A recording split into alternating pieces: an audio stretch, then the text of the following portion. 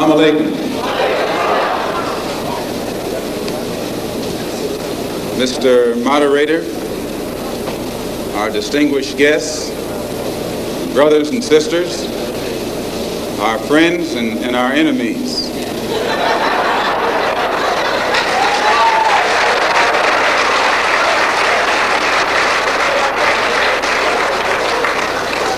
Everybody is here. As many of you know, last March,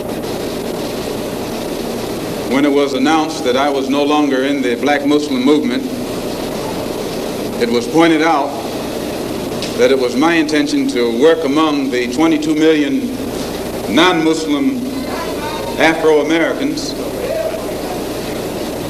and to try and form some type of organization or create a situation where the young people, our young people, the students and others, could study the problems of our people for a period of time and then come up with a new analysis and give us some new ideas and some new suggestions as to how to approach a problem that too many other people had been playing around with for too long.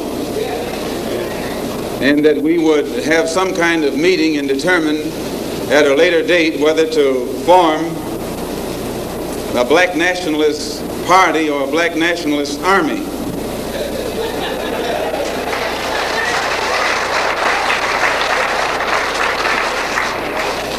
There have been many of our people across the country from all walks of life who have taken it upon themselves to try and pool their ideas and to come up with some kind of solution to the problem that confronts all of our people.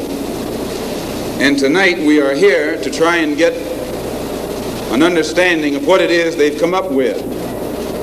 Also, recently, when I was blessed to make a trip or a pilgrimage, a religious pilgrimage to the holy city of Mecca, where I met many people from all over the world, plus spent many weeks in Africa, trying to broaden my own scope and get more of an open mind to look at the problem as it actually is. One of the things that I realized, and I realized this even before going over there, was that our African brothers have gained their independence faster than you and I here in America have. They've also gained recognition and respect as human beings much faster than you and I. Just 10 years ago on the African continent, our people were colonized. They were suffering all forms of colonization, oppression, exploitation, degradation, humiliation, discrimination, and every other kind of Asian. And in a short time, they have gained more independence, more recognition, more respect as human beings than you and I have. And I live in a country which is supposed to be the citadel of education, freedom, justice, democracy, all of those other pretty soundings. So it was our intention to try and find out what was our African brothers doing to get results so that you and I could study what they had done and perhaps gain from that study or benefit from their experiences. And my traveling over there was designed to help to find out how. One of the first things that the independent African nations did was to form an organization called the Organization of African Unity. The purpose of our organization of Afro-American Unity, which has the same aim and objective, to fight whoever gets in our way.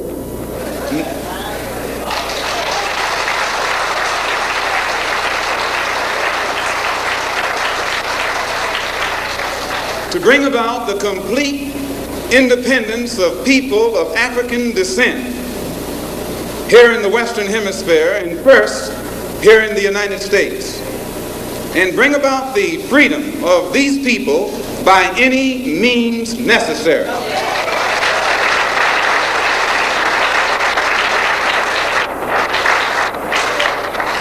That's our motto.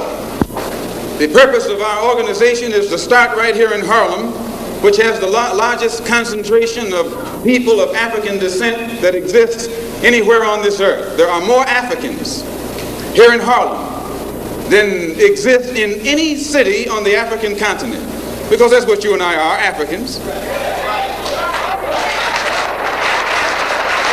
The Charter of the United Nations, the Universal Declaration of Human Rights, the Constitution of the United States, and the Bill of Rights are the principles in which we believe, and that these documents, if put into practice, represent the essence of mankind's hopes and good intentions, desirous that all Afro-American people and organizations should henceforth unite so that the welfare and well-being of our people will be assured.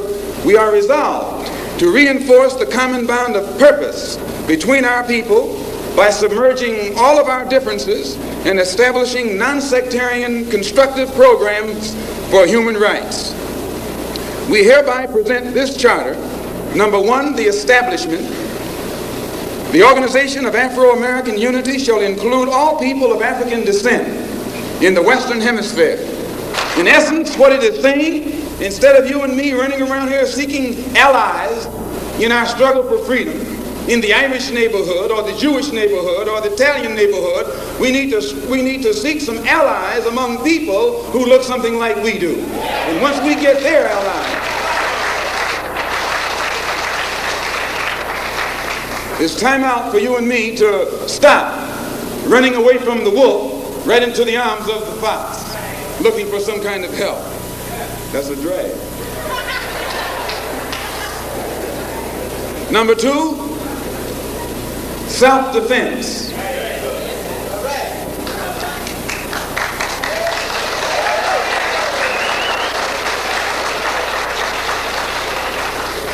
Since self-preservation is the first law of nature, we assert the Afro-Americans' right to self-defense.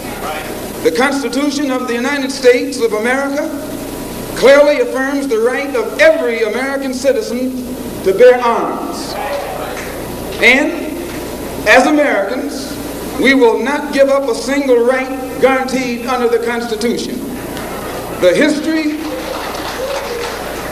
history of unpunished violence against our people clearly indicates that we must be prepared to defend ourselves, or we will continue to be a defenseless people at the mercy of a ruthless and violent racist mob.